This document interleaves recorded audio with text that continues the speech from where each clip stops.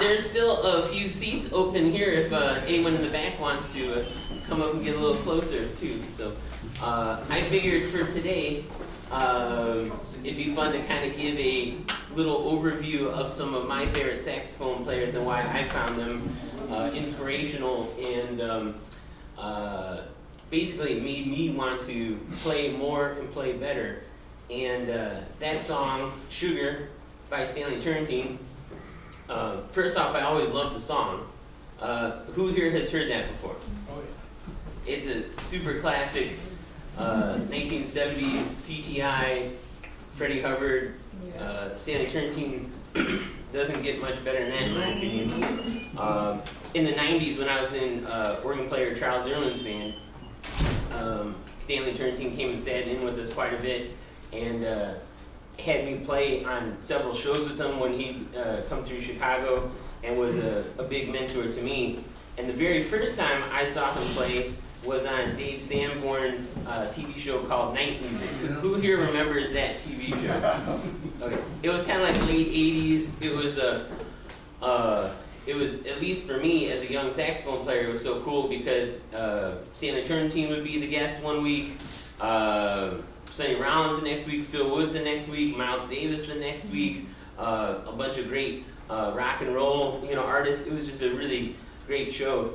And my next album that comes out April 8th, Dave Sanborn was nice enough to play on that with me, so we did quite a few two saxophone standards.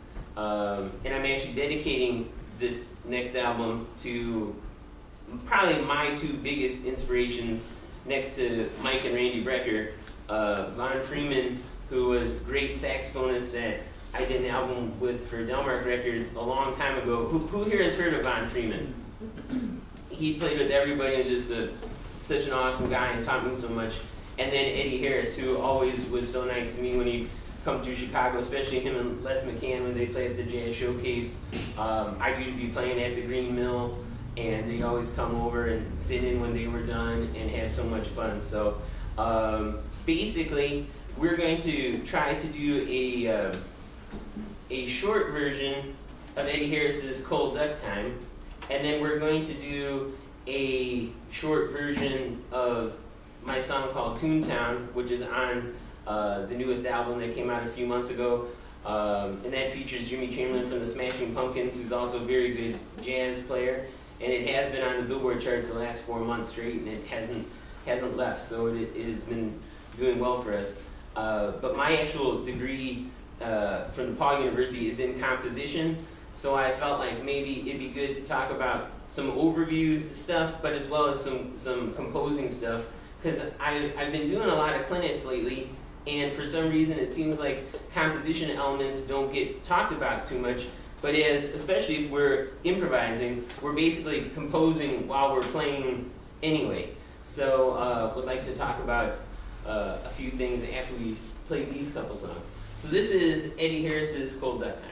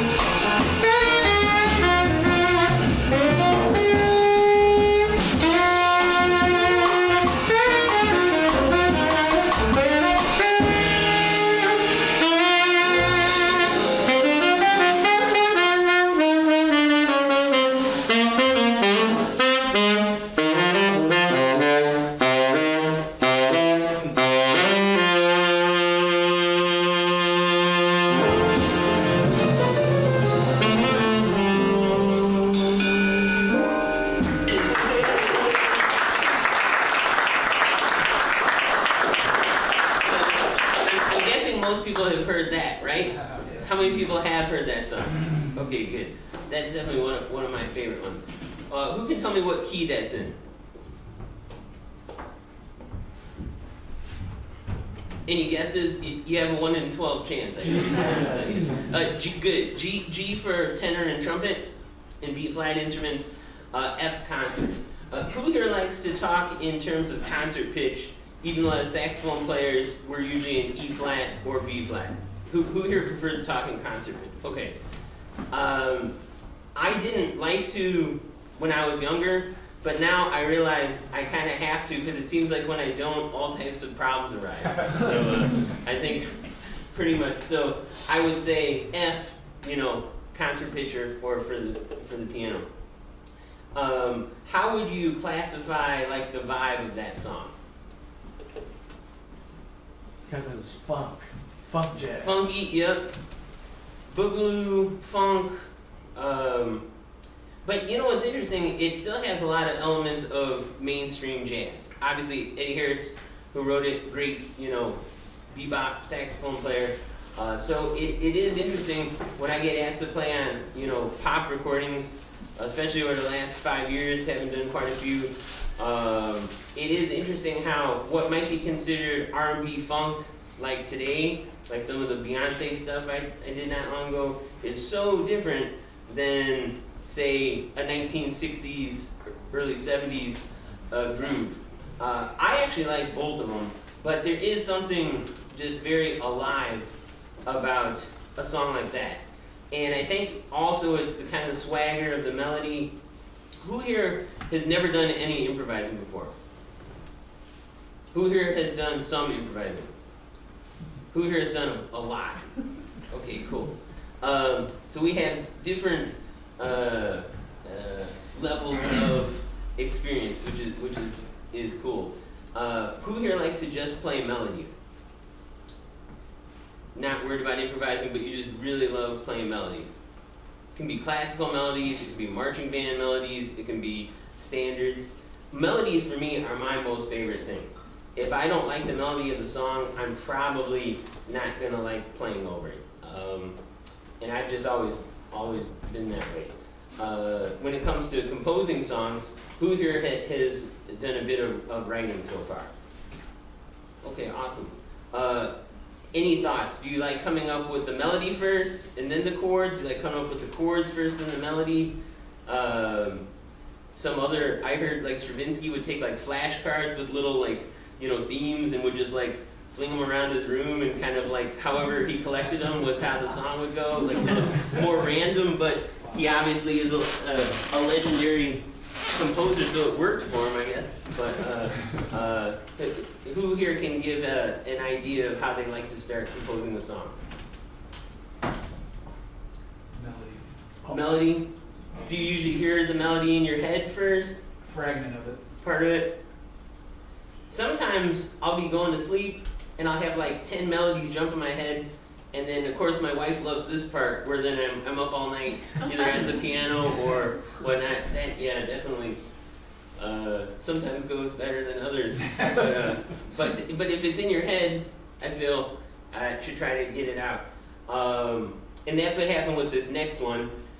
This is kind of, it wasn't intentional because I heard the melody and I didn't realize that it would have fit a similar vibe as Cold Duck Time, but it's on the most recent album. I actually did a version with trumpet player Randy Brecker a few years ago for a Volkswagen Passat TV commercial, and I didn't know where it would go or if I'd ever really revisit the song.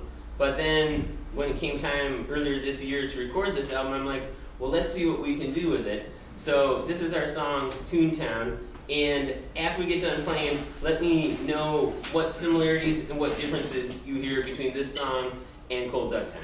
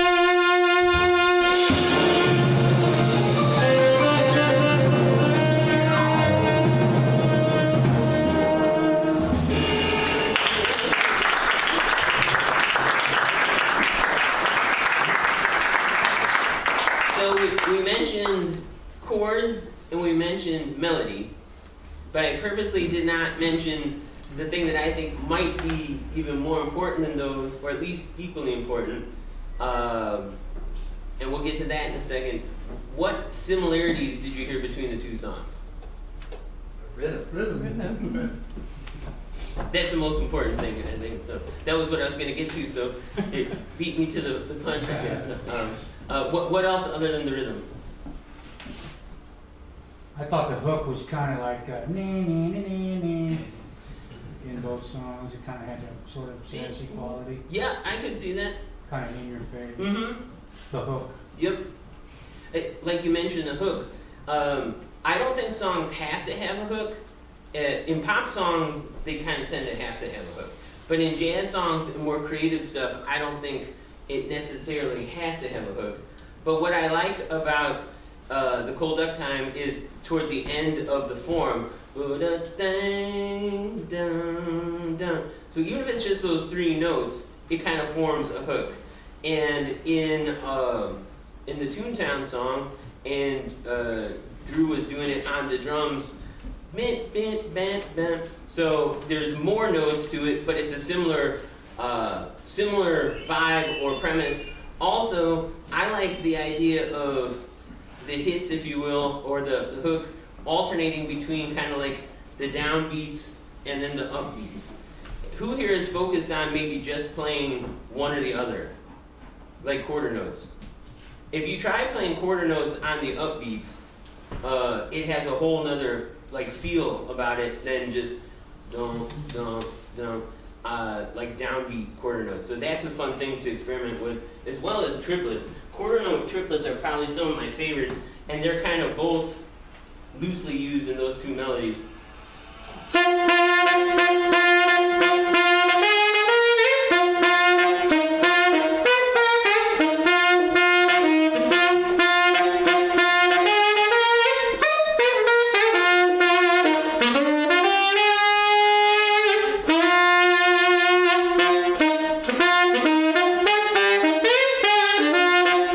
It always has that drive, or it's always implied, even if it's not written as quarter note triplets.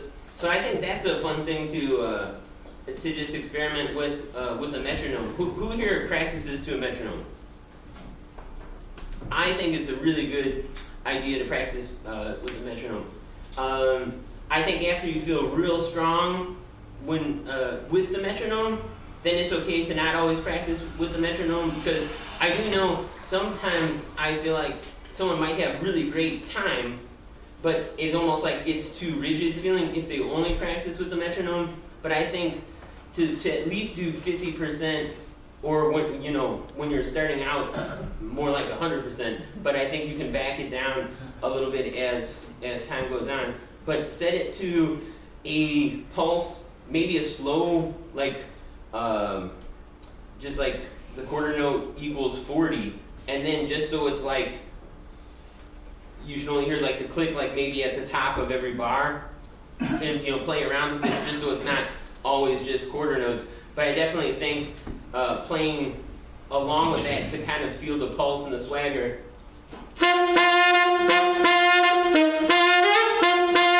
Even if you're hearing, if we mimic that and we just go dun dun dun, it's not going to have a lot of life to it. So to me, that's a fun way to practice, but it doesn't really feel like practicing, because it's, at least to me, it's pretty fun. What would be another way that those two songs are similar? Same key. Same key. They're both in F concert pitch. What else? Attack, kind of attack of the notes. Yep. The same. Similar vibe or punch about it. The thing about the one that I wrote, it is completely open. There is no form to it. As where Cold Duck Time has a very specific form. So that's one thing too that I think, we're lucky to have that freedom as, improvising musicians. Do we want it to have a very specific form? Do we want it to have a very complex form? Or do you want to kind of take more of a freer stance on it and say, hey, well, let's just keep it open-ended, and we'll see where we all go together as a band. Adam's solo was really awesome. We tried to keep it kind of like the 8-bar phrases, but he could do 1,000 8-bar phrases, or he could do 2, and the actual melody doesn't change. And then as a band, we can come in with the melody. Before Drew took his drum solo, I just wanted to play the melody again as kind of a send-off or a tag. So to me, the song that I wrote, it really is more of like a tag or a home plate, home base, if you will, for each one of us to then be sent off on our solos. So to me, I think that's fun where you know, there's no rules when you're gonna write your own song. So you might as well write something you think is fun to play. And to me, I like not knowing, am I gonna take a 5-minute solo, or am I gonna just take a 30-second solo, depending on how I'm feeling, maybe the mood of the crowd, maybe the way you know, the band is playing. It's always really fun for me to come here and play with these guys because they're all-star players. And like Mark was saying, I'm from Chicago, which I am, and that's where I left this morning. But the last 2 weeks, we did like 3 shows in Paris. Luckily got out before all this stuff that's going on right now. You know, Detroit, Milwaukee, Seattle Earshot Jazz Festival. So, I mean, it really is, you know, constantly bouncing around. And sometimes I have my regular band with me, and sometimes I don't. So that's another thing where, you know, I see Phil Woods' picture up there, and he recently passed away. And I used to do all those Yamaha Red Hot Sax nights with him, and he was just like the master of being able to just kind of show up with his saxophone. He'd put his dentures in, so he had some teeth to work with, and then would just start playing. And he was like a master at leading the rhythm section, no matter if he'd ever played with them or not. And I think that's also something, as musicians, regardless of what style of music, it's real important that we all are having, you know, a conversation, and it's not somebody that is just kind of doing his thing and isn't listening to what's going on. So to me, I think that's a super important, maybe the most important thing, is that we always have our ears on, and especially in a song that doesn't have a regimented or form, we really have to have our ears on because we don't really know exactly what's going to happen. That to me is real important. It's really special as an improviser to be able to have that freedom. I do think within all that, probably talking about a few saxophone basics or fundamentals, because if we don't have a lot of chops together, it really is hard to feel real free in what we want to do. So, who here practices every day? Okay, that's good. Who here practices every other day? Who here practices like once a week? That's okay. No, yeah, if you don't play an instrument. Actually, if you're practicing once a week and you don't play an instrument, that's doing pretty good. But I know for myself, I would lock myself in my mom's garage and I'd practice like 12 hours a day until neighbors made me stop, 3 in the morning. I was just crazy because I loved it so much. Now, when you are bouncing around all the time, it is hard to put in that practice time. So for me, I like to try to come up with a few things that I know I can do kind of like every other day to make sure that my chops don't fall apart, because quite honestly, when you're competing against a lot of loud instruments, and you're pumping a lot of air through the horn, and especially if you want to play altissimo, but also be able to subtone down to low B flat, and you have to have a very flexible embouchure. On Halloween, I had to play a place called Soho House, and it was actually a party for Playboy magazine. I hardly ever do any private parties, but this one sounded really fun. I had done a concert there before, so don't know what happened, but me and my band are there ready to start.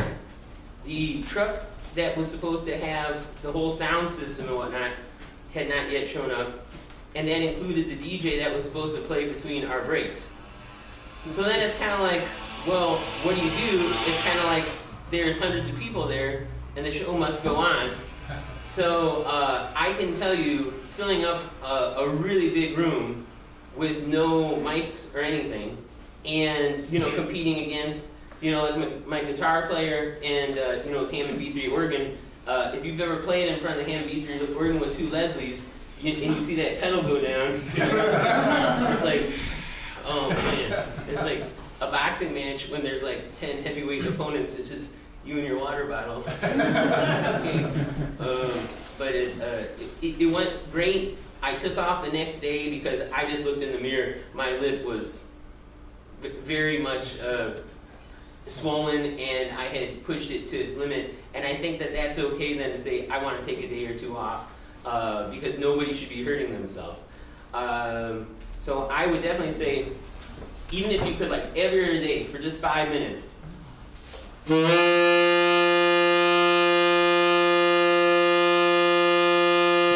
Make sure to play long tones to where you can feel your ear is being supported and it's coming from down here. It's not coming from necessarily up here. It's coming from your diaphragm. And so that it takes the pressure off your lip. Because a lot of saxophone players that I've encountered lately when I've been doing clinics and stuff and I've got to hear them play, I can pretty much always see some air come into their body. I can see their kind of shoulders shrug up a little bit, and I can tell the air isn't coming from down here. It's kind of coming more from up here, and then the sound gets kind of wobbly, and it actually is very taxing on your lip, because really, if we're supporting the air stream, and we're really producing a full sound, there shouldn't be too much pressure on the lip. The lip really should be just kind of there so that there's no air leaking around the mouthpiece, and so that it's, kind of a cushion between the reed and your teeth. Who here sometimes feels like their teeth are hurting their bottom lip? When I first started playing, I had a band director say, oh, get a piece of paper and put it around your teeth, and they had, I remember somebody I knew had like these little plastic things made so it didn't go into their teeth. That might work for some people, but I really think that if you're supporting the air, like I can actually feel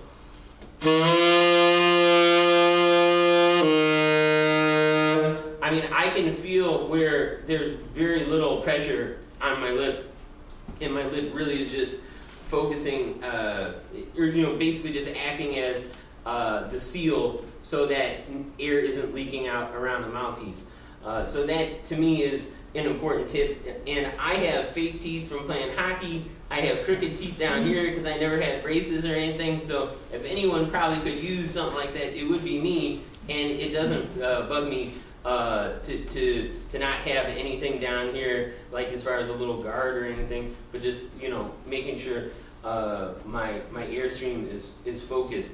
I wrote a book for Hal Leonard Publishers that comes out next year, and I talked a lot in the book about something that I think is important that a lot of people don't talk about, and it's how to focus our air. And it's kind of, I was talking about in the book how singers, a lot of times when they're singing vowels, A, E, I, O, U, the shape of their throat actually changes a lot. So if you actually like put your hand here on your throat and go ah, ooh, e, you can actually feel the whole shape of your throat changing. So one thing that I'm realizing is a lot of people seem like they were kind of tensing up or kind of pinching in here, and everyone's body shape is different. Everybody has their own thing. But I would also recommend experimenting and seeing how that maybe changes if you're going to play. If you're going to go, I can tell even changing the inside, not here, but like E sounds like this. Ah sounds like this. O sounds like this. It does change the volume and it changes the focus. So I would strongly suggest taking a few weeks and just experimenting with on every note how you feel it actually rings out or speaks with using the different, vowel sounds. For sure, when we get into altissimo, if we're gonna be up there high, we probably have to be kind of using more of an E shape, I would think, because it really focuses the air. If I was to try to use like a O or something, I don't know if it would even come out, because while you have the same amount of ear coming out, it's not coming out at the same speed and intensity. So, in a very similar way, like the lowest notes, the subtone.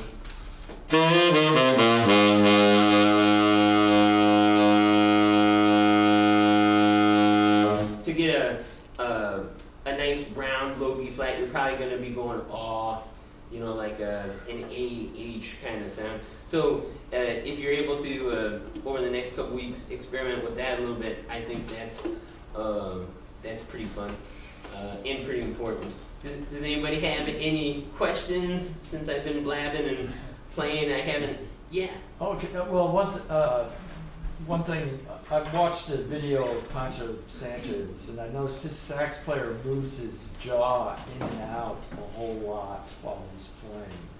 And I hadn't really, that was kind of a little different technique that I'd seen other people use from that standpoint. Some of my favorite players, like Dexter Gordon, let's say, technically from an embouchure standpoint, I don't know if they would have like what would be a quote-unquote, textbook embouchure, but it works great for them and they sound awesome. So my thinking is, if it's working for you, go for it, which is kind of why I'm making the suggestion of try each note and try experimenting with the vowel sounds and find out what works best for you as an individual, because it can be different from somebody else.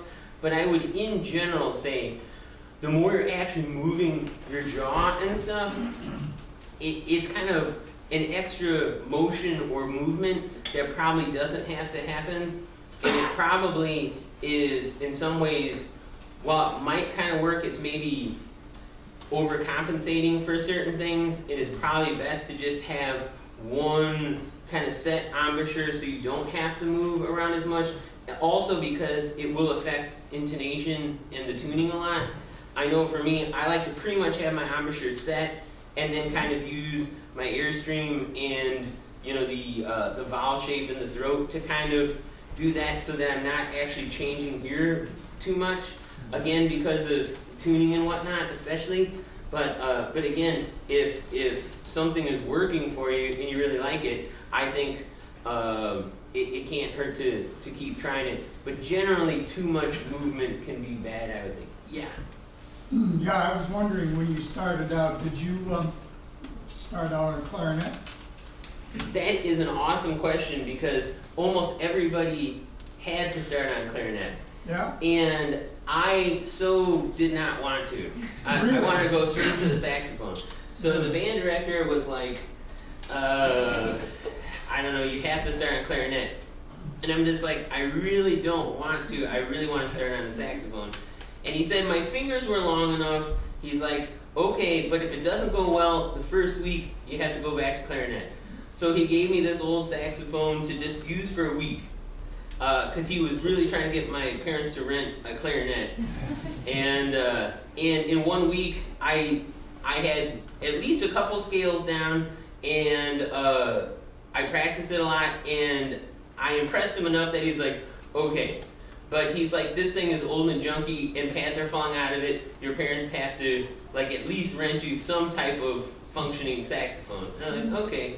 And I was definitely more of a by ear player, and the choir was doing the song Rockin' Robin, so I just kind of learned that on the alto, and I'd only been playing maybe 2 or 3 months, and I didn't even really know what the notes or the scales were at the time, but the music teacher really liked it, so I ended up playing on that, and then I was pretty much hooked, and I never, except for when I had to join Tony Bennett's band, they said, great, you got the gig, by the way, there's quite a bit of clarinet and flute parts.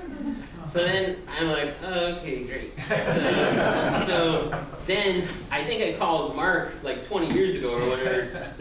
We've been friends for a long time. and I had my finger cut off a long time ago and put back on. And it works fine, thank God. You know, I have full range of motion, but I don't have nerves in it. Or at least if they're in there, they haven't woken up yet. Because all types of stuff happens, and I don't even, like, the fingernail was ripped off one time, and it wasn't even supposed to grow back. They told me it wouldn't grow back, but it did, and it's there, and I have to trim it. But if it, like, tears, because it's a little different than the other ones, you know, I might not notice. And there was, like, blood everywhere. And I'm just like, what did I do? And I'm like, something is bad. It was like a bad Quentin Tarantino movie or something. Wake up the next day and something really wrong happened. I was like, no, it was just, I must have caught it on the, you know, corner of my bed or something, and it just ripped off. And there was, I mean, if you've ever sliced up your fingers, a lot of blood comes out. So it's not good. That's for sure. So all I can say is the clarinet, I got one that had the plateau, you know, key work on it, and I was able to learn it enough to play the parts. I've only sporadically played clarinet ever since, and I will fully admit I'm a horrible clarinet player. And for me, I kind of wish I would have started on clarinet first, because I think it's probably an easier transition to go to the saxophone. It's almost impossible for me now, getting used to filling up the saxophone with air, to go back to clarinet because they have such different bores. It really feels like I'm trying to, like, you know, play a straw or something. You know, it's really it's not fun for me to play. But that's a really good question, because I thought about this recently. If I had started on clarinet, would my saxophone approach be very different now than it is? I don't know, but quite possibly. So, and I do know when I've tried to play clarinet, you know, recently, it is a real switch that I have to turn on in my head and be like, okay, very different airstream, very different embouchure. The notes I'm okay with. Flute, I don't mind, you know. I'm not a great flute player, but I actually don't mind the flute, you know, embouchure.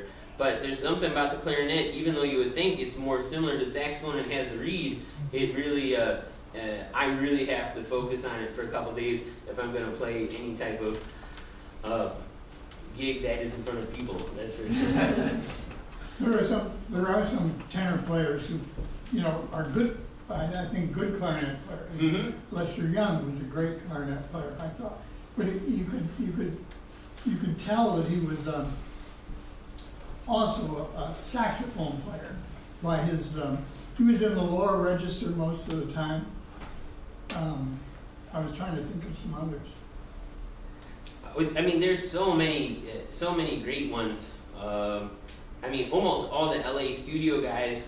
You know, right. Pete Jimmy Grizzly, well, yeah, for sure, him. But even, I mean, I would say, you know, most of those guys are great on the flutes, clarinets, you know, and saxophones, and they make it work. For me, being more of a soloist at this point than like a big band section guy, especially, yeah, I just, I could do it if I had to, but it really takes some doing. So, yeah, Beth.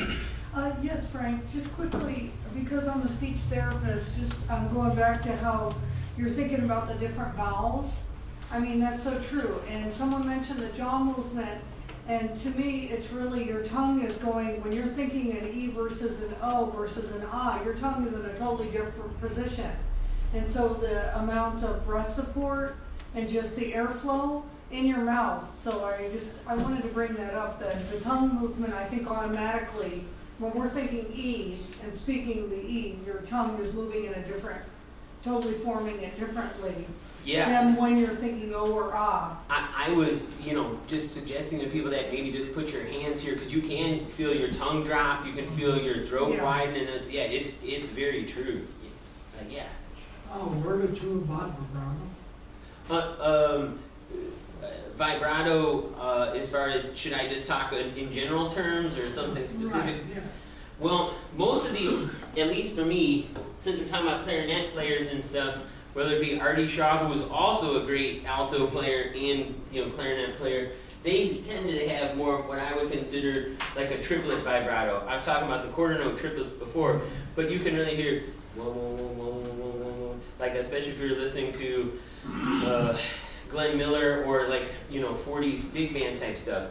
My favorite approach to vibrato is to use it, but use it sparingly.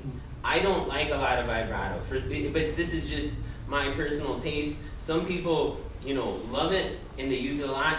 I think if I actually have to tell myself to use it, then I probably shouldn't. So I think let our ears be the guide. And if I'm gonna play a phrase,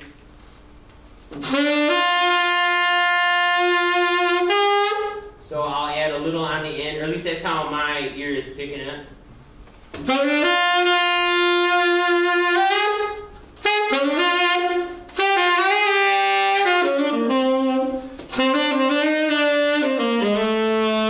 So that's using it subtly, but I'm also kind of, instead of a like lip-based vibrato, I'm also doing a couple what I would consider like slow kind of swells within the vibrato. So it's like another color and texture, I think, for the sound. Meaning, instead of our literal vibrato, there's like, so it's like a slow vibrato because we're kind of moving the note or scooping it in a similar way that vibrato would work, but then the vibrato can function subtly. For me personally, that's my favorite way to go about it. And I know I've listened to so many different saxophone players, and someone like Jackie McLean, say, who I always loved his sound. He tends to play on the sharp side, so some people like that, some people don't. I've always liked his sound, but he always adds his vibrato, like at the end of any long note. Now, when I say long note, that's hard to actually quantify. Probably if it's longer than, I would say, like a half note, you start hearing some vibrato. And I just always like the way he's used that. So I would definitely say it's a personal thing, but I don't like to overuse it, and I like to mix kind of this type of thing, more of a Dexter Gordon kind of scooping with like some subtle vibrato.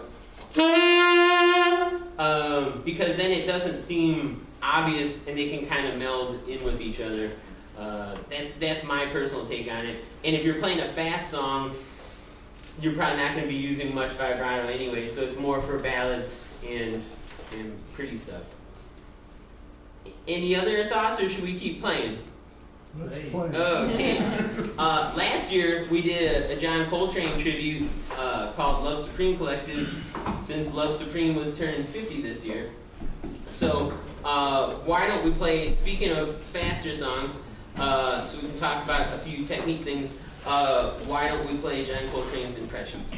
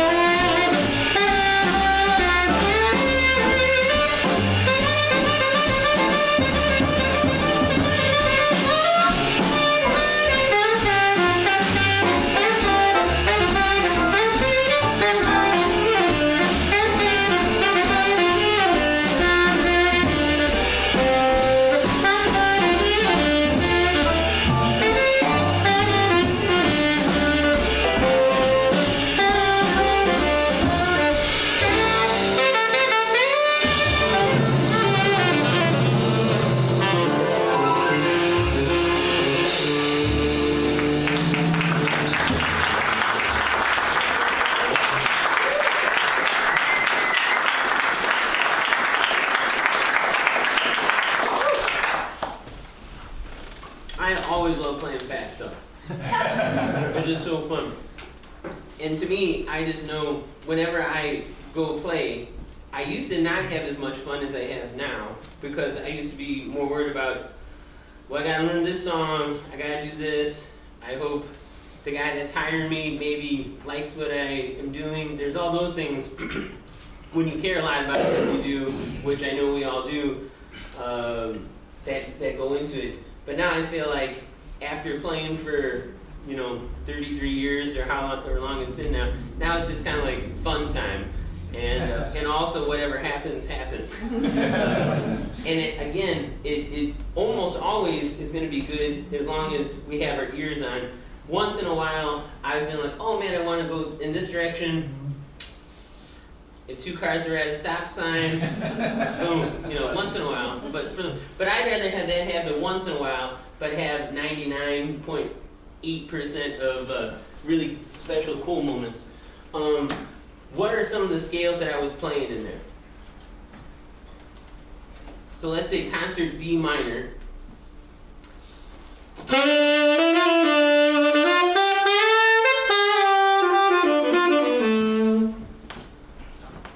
Who here knows all their pentatonic scales?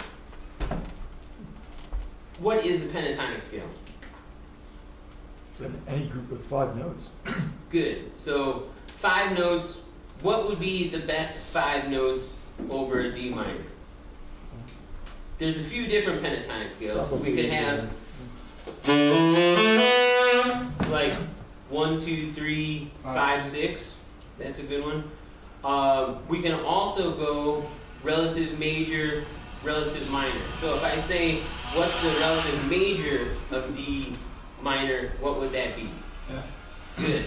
So we can just use an F pentatonic scale over that, it'll sound good. Ideally, and there's a couple other ones when we're dealing with minor, what would be another pentatonic scale that would work well over that? How about this one?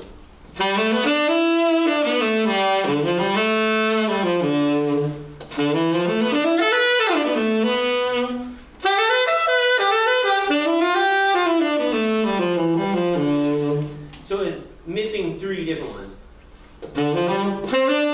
And then this one. And then starting on the 4th. I know a lot of times they say to stay away from 4ths. And we'll talk about that in a minute, but not on minors, because a minor 11th sound to me sounds so good. So if we start on the 4th, it's of D minor, it's G, A, B, and then D and E. So we get a lot of color notes. 4, 5, 6, root, and 9. So let's play it again. Let's just stay on D minor, and I'll show how to mix and match some of these pentatonic scales. Maybe a little slower.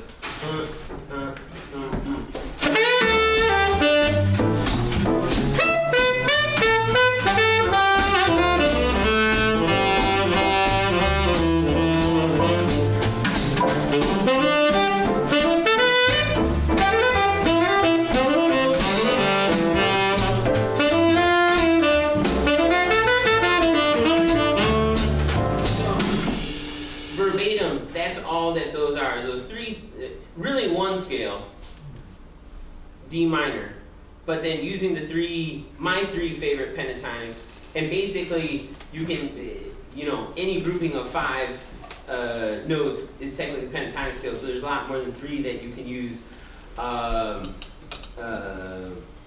for sure, those sound great.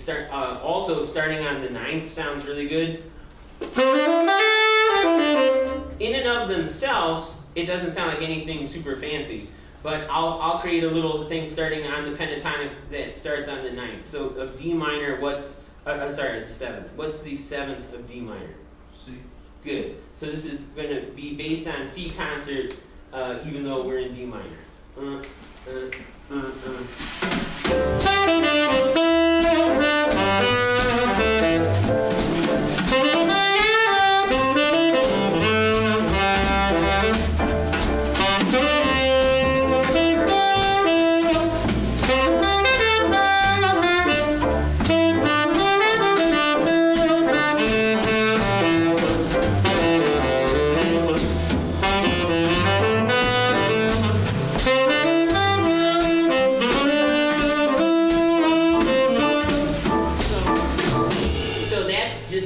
playing this when the root is this. So it creates a nice sound, especially with the bass and the piano underneath it.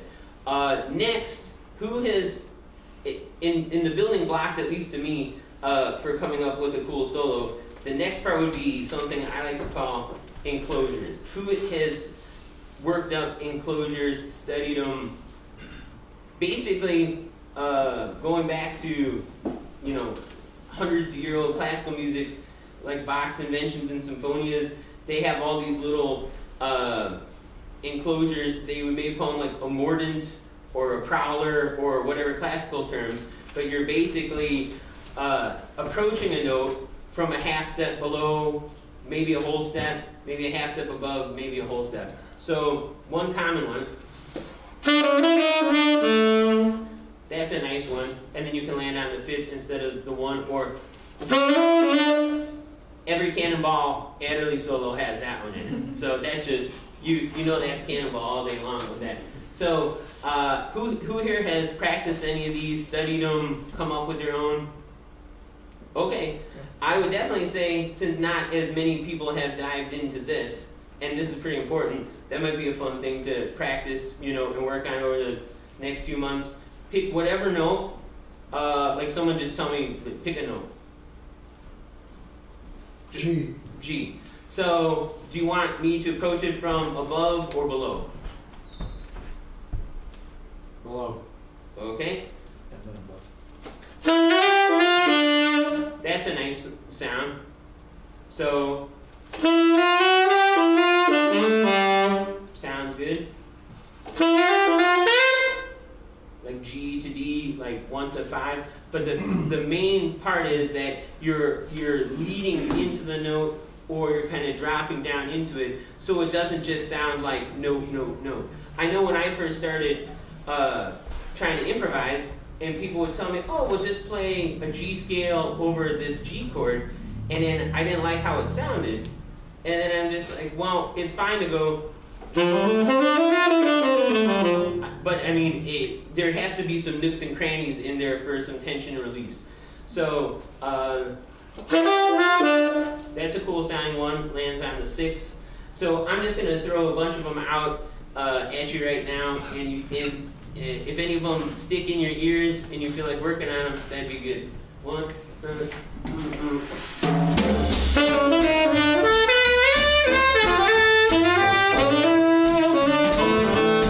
That's specifically one I really like. That's hard to go wrong with.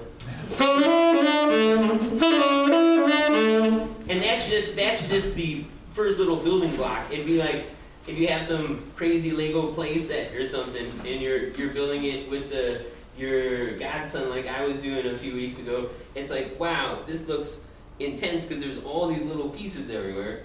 I don't want him accidentally eating one, and then we gotta go to the hospital. That's dangerous. But it seems at first minorly overwhelming. But if you get a bunch of these little building blocks together, then it'll sound really good. So I'm going to do maybe like 16 bars with none of them, just the scales, and then I'm going to do 16 bars of only the enclosures, and then I'll play a solo using both.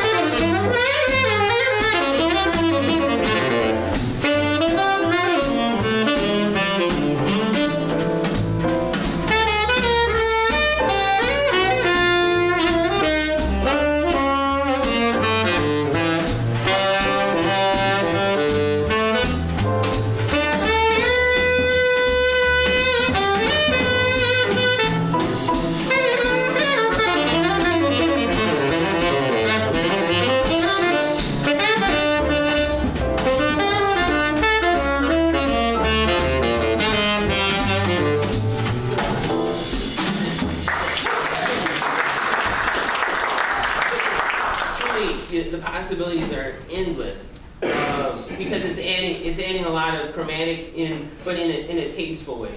To me, if people have most of their scales down, for sure diminished, augmented, major, minor, the pentatonics, and you have the enclosures so you can bridge from chord to chord, you're going to be off to a really, really great start as an improviser, I feel. Any questions on it? Yeah. How would you deal with the problem of backing up a hot girl singer? You mean looks or temperature? I No. bought the Whitney Houston $5 CD, and when I went through it, I had, for $5, 6 of America's greatest saxophone players, because the record companies, they would look for the hot sax player to back up their hot singer. So who needs saxophone players? The girls need the saxophone players. These rock bands are abusing these girl singers because they aren't giving them what a sax player gives the girl singer. She does her thing, and then the sax guy comes in and tells them she did it right. You know. Definitely supporting the singer is very, very important, whether it's a male singer or a female singer. For quite a while, I played with singer Seal, and I played with him on the Oprah Winfrey Show about 5 years ago, and that was my first time playing with him. Because I had just gotten home from my late night Green Mill set, and I got a call, and I'm just like, it's got to be one of my musicians. Did they leave something at the Green Mill? Did they get arrested again? Do they need cab fare? I wasn't going to answer it because I was just getting home. But I'm like, okay, what? And I was kind of jerky. But I especially thought it was my bass player, Brendan, at the time. He's like my little brother, but always weird stuff was happening. And then I found out that it was Seal's manager. And he's like, hey, Frank, we really need you to come to the Harpo Studios and do this live taping with Seal on the Oprah Winfrey Show. I thought he meant like maybe, a month or so later because they were in England or based in England. I thought there's a time change and maybe that's why they're calling me at the end of an hour or something. And I'm like, oh geez, yeah, thanks for the call. What date? And then it's like, well, if you could be there in about a half hour would be great. I'm like, well, I said, I live 15 minutes from there, so I can probably be there in 15 minutes. He's like, that would be even better. And I'm like, okay. So, seriously, when you're backing up a singer, you don't, at least for me, you don't want to be the person that's, you want to be a good support person. You don't want to be steamrolling anybody. I probably won't be doing high notes. I know for a fact, I did back up one famous singer when I was a teenager, and she was doing all these high notes and stuff, so I thought, oh, I can do those, this will be fun. She would never speak to me after that. I never got called back. So that's when I realized, okay, like when I was in Tony Bennett's band, played the parts, do a good job. To me, I really think the time and the phrasing is so important. That's also why a 5-note pentatonic scale, if we just played it like that, it wouldn't sound good. But if you went and you add your own, flavor about it, but that's not getting in anybody's way. So yeah, definitely as a saxophone player, we have to be supportive of the singer and realize this is another thing that I'm glad you mentioned this because I would have forgot to mention it. Phrasing is so important because some singers, they phrase very on the beat. Some people, they end their phrases before the beat.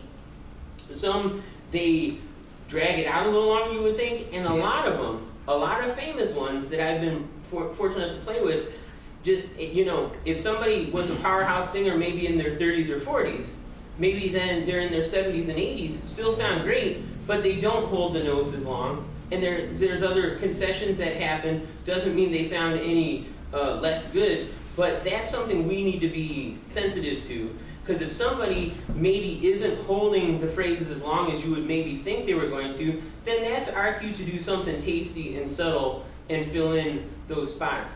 I always love playing the song At Last, and I did just record that with Dave Sanborn, and that'll be out in April. And I got to play with Eddie James at the Ann Arbor Jazz and Blues Festival, like 1998, 99. And I got to play with her a few more times after that, not too much.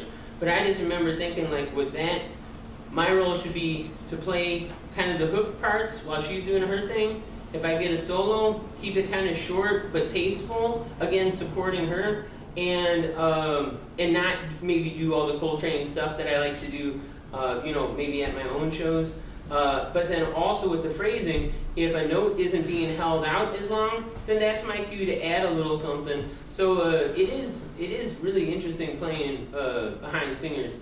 I did get to play a couple times with singer Betty Carter, who's an amazing jazz singer, but it was very hard for me to know what she wanted me to do, and I didn't work out well in that band because she, basically sang like a saxophone player would play a very intricate solo, and I felt like I would have had to approach it more like Lester Young-like, or very tasty and subtle, and at that time I just wasn't hearing it. So but no, playing with singers is a whole other thing, especially when the music Beyonce, can you talk about the Beyonce experience, how that went? I mean, John Legend, Jennifer Lopez, Beyonce, I've been lucky enough to play on most of their albums, because I think I come up with riffs and stuff that, those were all for Columbia Records, and I ended up getting signed to Columbia Records because they liked what I did on those pop albums. But I tried to come up with riffs and lines that were tasty and not get in the way of the singer. One thing, and Adam probably knows better than anybody as a comper, when you're comping behind a saxophone player, a drum player, a singer, you don't want to be getting in their way. You want to be, if anything, adding stuff that makes the song more exciting. So I tried to just come up with like little riffs that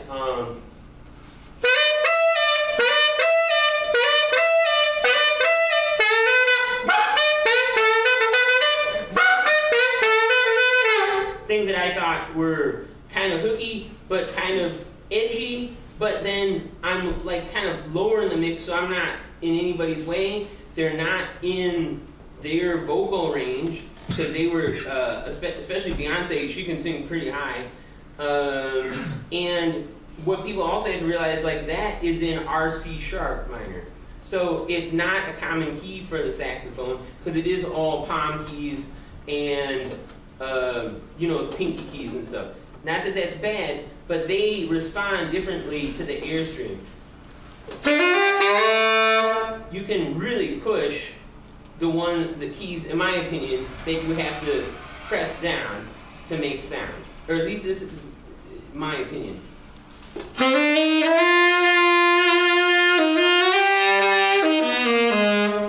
When it comes to the palm keys, and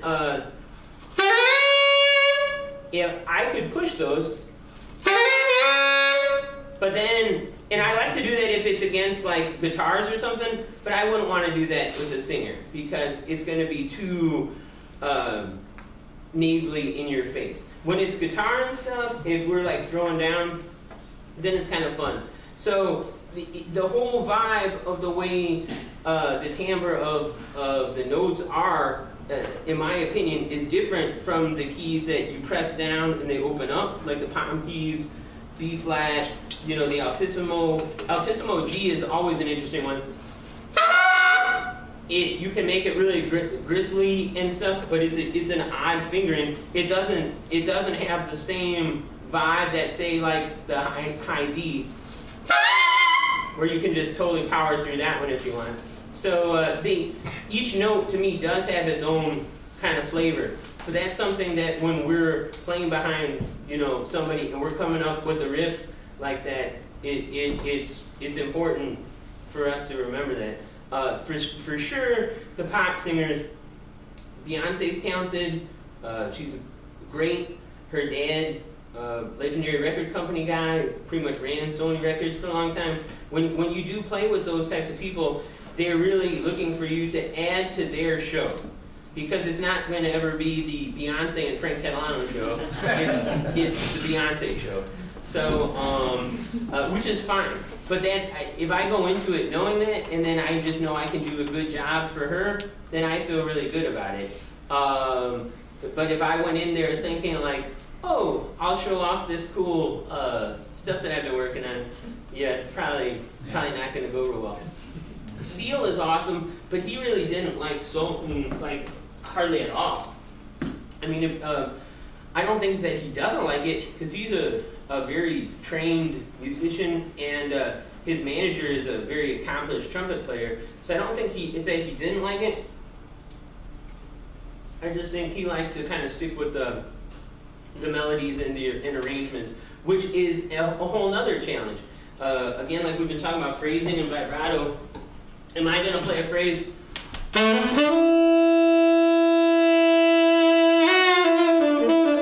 I going to play it like that, so it's got something about it but not get in the way? Or am I going to just play it and do nothing else and hope maybe the guitar player will come in and comp something, or the keyboard player will do something, or maybe the percussion guy will jump in with something? So I know I find those situations actually way more challenging than a lot of my friends would think.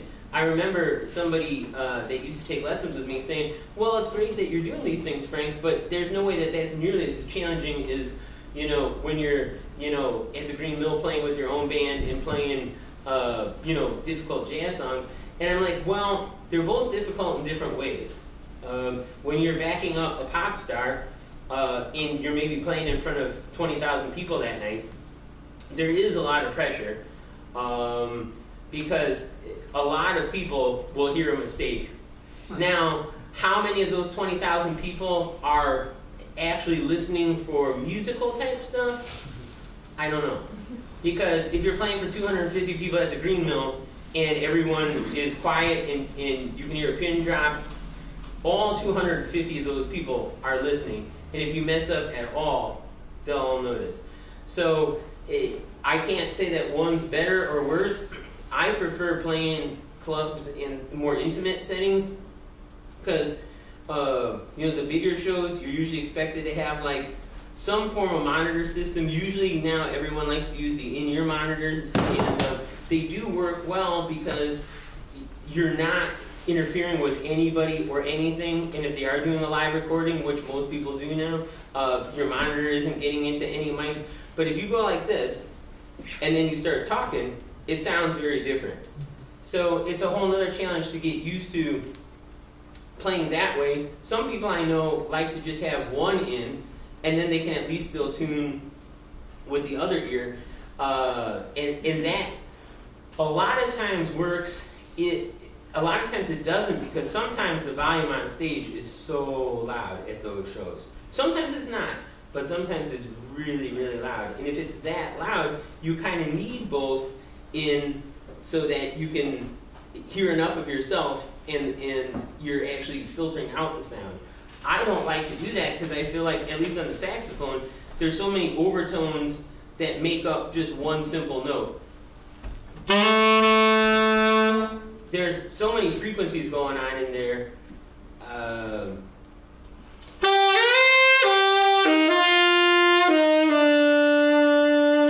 I don't even know, if you play, even just blocking off one ear, it sounds so different, the tuning sounds so different, the frequencies sound so different. So whenever I can, I prefer, to just play without any fancy big time stuff. A little wedge monitor and a 200-person club to me is the most fun.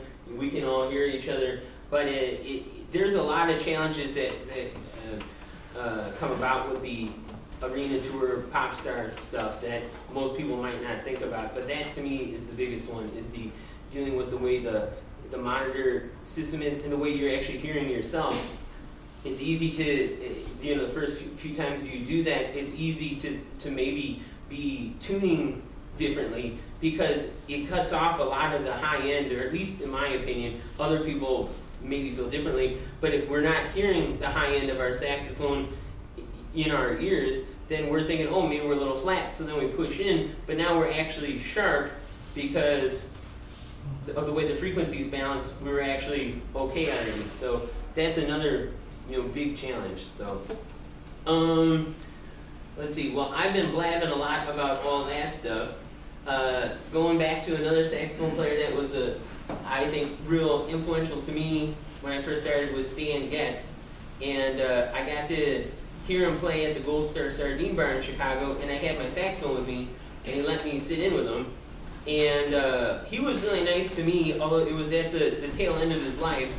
I've heard stories from other people saying he wasn't as nice, but he was super nice to me. And I had several of his recordings where he was playing night and day, and most people seem to play night and day in C, maybe G. I heard him do it, and he always did it in E flat, so he was very impressed that I knew what key that he was playing in, but it was really just because I had listened to him on CDs and records of it. So we'll play Night and Day for you.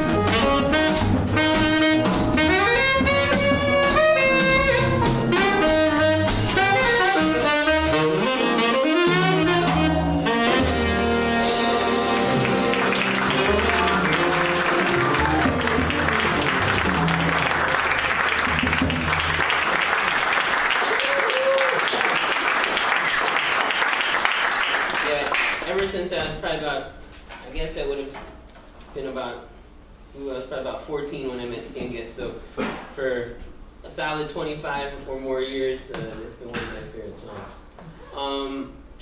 I know Nick has some fun D'Addario reeds to give out, and I'm trying to think, how should we do that? I think anybody that wants to try some reeds, we've got any saxophone, well, we don't have buried reeds here, but we got tenor, soprano, alto, and I've got some clarinet reeds. The reserve reeds are really voiced for more of a classical approach, but jazz guys do play them. Yeah. And we're going to give away a box of select jazz reeds, the same kind that you play. I use the select jazz reeds. Yamaha, there's plenty Yamaha saxophones here. I use their Custom Z. I know this is the Jody Jazz DV tenor mouthpiece. I know Mark has all these things here to try out if you want, and I appreciate Elka and Mark having us out for sure, and appreciate y'all being here. And we do have a couple CDs, I think 1 or 2 vinyls, and I know if there's any other questions, please throw them at me now, because otherwise we'll probably play one more song and wrap it up, since it's I'm noticing the sun going down, and so it's rare for me to be playing when the sun's even out in the is there any last questions? Is that a Yamaha neck you're playing on? Yep. Mm-hmm. Okay. This is for a while I was playing a G3 neck. I actually helped play test and design that one a long time ago.